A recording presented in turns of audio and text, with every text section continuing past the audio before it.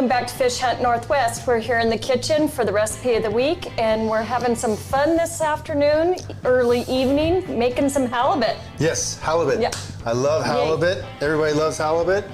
And you know, it's that time of year. So I am doing and sharing one of my recipes that I vowed to never ever share. But I found out it's online now, so it's like, hey, I'm not, you know. Just let it go now. Let's let it go. Share away. Let it go. Yeah. Right? So we're going to be doing halibut misoyaki, and you can substitute true cod. You know, if you're lucky enough to catch a true cod or ling cod, that's fantastic too. We're just going to be using halibut today. Okay? What makes it so lucky to get true cod? I don't know. I don't know what the secret is. You're unlucky? Yeah, I guess okay. so. I don't know. It's secret bait or something. Okay. So we're going to do misoyaki halibut over furikake rice. I'll explain that later. And with baby bok choy. Okay? So we're going to get this fish started, and so I'll circle back to the recipe. So. Okay, good, because I have some questions. Okay. Clarification. Clarification. So we got our pan nice and hot.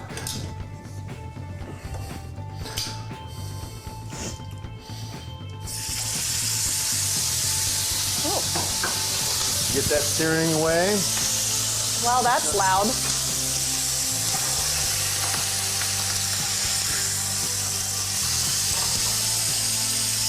You can see immediately caramelization already. Why is that so quick? Well, because the misoyaki has a lot of sugar in it, and so what we're doing is we're getting a nice little sear on it. Go ahead and take that from over there. Yeah. We're gonna get a nice little sear on it, and then we're gonna finish it in the oven. So this is not one that you can really try to finish it on the stovetop, because you're gonna be fighting too much color. So just throw it in the oven and let it cook away. Look at the fire alarm didn't go off. Oh yeah? Don't curse me, okay? I already did that the other day. Yes. Okay. So we're gonna make a little bit of sauce for the. Oh boy. For the bok choy. Okay. Okay. So what's bok choy? Bok choy is a Chinese cabbage. You know, you can be. It can be really big or little baby guys like this. Oh, so it's a Chinese cabbage. Yes. Okay. Okay. That's good. We're gonna do a little bit of water in here. Let that do its thing. Okay, so let's talk about the misoyaki. So misoyaki is a mixture of sake, 1 cup of sake, 1 cup of mirin. I usually do like 1.5 pounds of miso, but I've kind of dumbed down the recipe down to just 1 container, which is 13 ounces of miso. This happens to be red miso, and then 2 cups of sugar. So there's a yellow miso too? You probably will come across yellow miso also. And yellow miso is just a different fermentation process. I like red, but you know, you ask 10 different chefs, they're all going to have their own opinion about things. Of course. Right? Yep. Okay. So what you're going to do is you're going to cook this all down, all those ingredients together, until it becomes kind of like about this color here. Now when it's bubbling away, it has air in it, so it's going to look lighter than what it's going to actually turn to, which is, this is the color that we're kind of shooting for. That's crazy. Right? I mean, you can turn it upside down and it's like stick in there. Yeah, it's hard, okay? So this is the deal about dealing with this stuff, is that you need to deal with it when it's still kind of warm. And so what you're going to do is, while it's still warm, you're just going to kind of glaze it and then throw it into a Ziploc bag and throw it into the refrigerator and let it do its thing. So the refrigerator, for how long? Minimum of a day. And you can go up to a week. It depends on you. If it's like a super thick piece, you know, like a big thick piece of ling cod, yes, I would do it like, you know, 3-4 days. If you know, don't be afraid to use it. You know, and up does to a that week. like cure it? Yes, it's literally like cured, because it has so much sugar and salt in there. Right. That's what's going on. Okay. Okay. And so, how hot did you have that oven? 400 degrees. 400. Okay. Okay. In about 5 minutes? Yeah, about 5 minutes. Okay.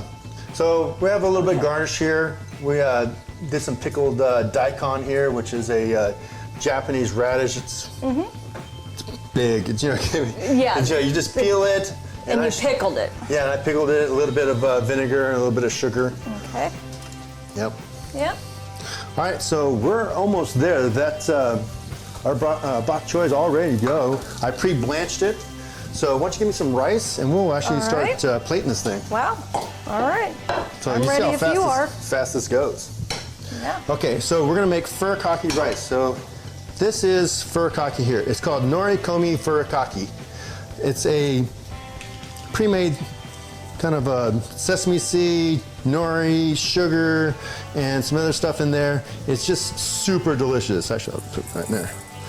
So just an everyday rice, you like that too? Oh yeah, I used to sprinkle this on just my plain rice. And you Really can find that anywhere, or? You can find it at the Asian market or online. And there's lots of different versions of it. There's some that have straight, have a lot of bonita flakes in it and other kind of stuff. I would just stick with the standard nori furikake. Okay. Okay.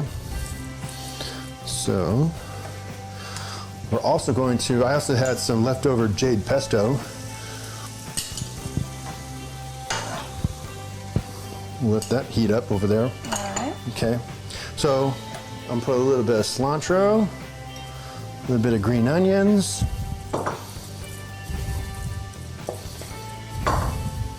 Guess I could take this down. Yes. Heavy.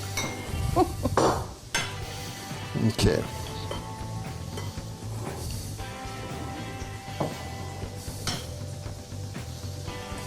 Okay, get that.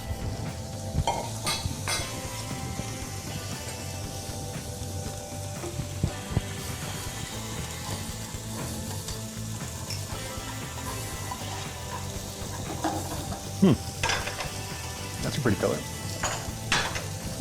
Yeah, it is. Still a little bit of water here.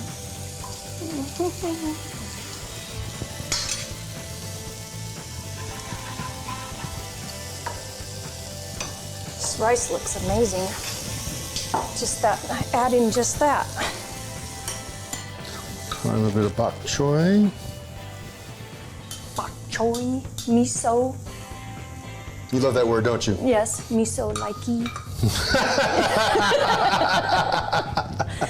Oh my gosh, that's awesome.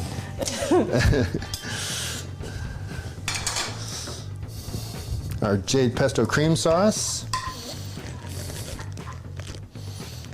You said that's just like heavy cream, and what our else did you put in there? A little bit of white wine to give a little acid, heavy cream, and reduce that down. Then I added my jade pesto.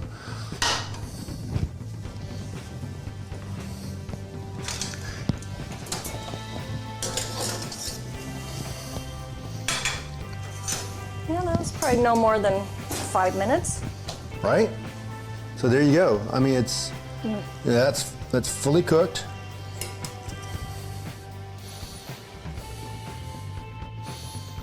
Just like that. Served over the rice. Okay. And if you want to get a little fancy, we'll put a little pickled ginger or pickled daikon on top, which is just a little bit of vinegar and sugar. Oh. There you go. I'm gonna put a little more What? cilantro. You know me, I'm always shoving the Right. green onions at you. I don't care Okay. what kind of food you do, but this is about as high end as you can get, and this is really not that tough. Really simple. The only thing dealing with the one, what is that? Miso? Yeah, the miso, Yeah. the misoyaki. Yeah. That marinade, but it's worth it. I It mean, is. So yeah, I would do you could actually do a couple of batches ahead of time, and then freeze them, and then so that. Oh, you just warm them up and then. Well, you no, got I mean you just it's already marinated. Oh, I and so see, okay. Then you don't have to deal with this marinade Okay. process. Sounds great. Several times. Sounds so. great to me, Chef. All right. Well, All right. Well, then we'll go ahead and shoot it back to the guys in the studio. I want to taste this. Yes, we are.